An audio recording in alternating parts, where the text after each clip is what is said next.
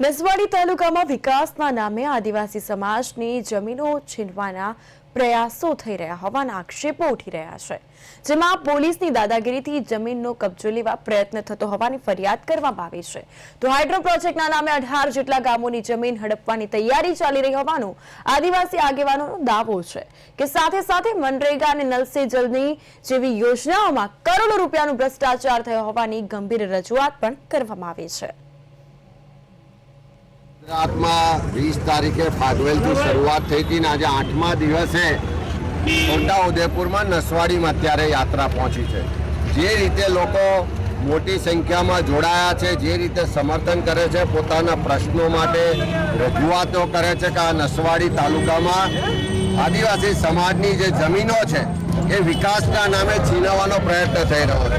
Police અને પ્રશાસનની દાદાગીરીથી જમીનનો જબરજસ્તી કબજો લેવાનો પ્રયત્ન થઈ રહ્યો છે. અહીંયા હાઇડ્રો પ્રોજેક્ટના નામે 18 કરતાં વધારે ગામોની જમીનો હડપવાનો પ્રયાસ થઈ રહ્યો છે.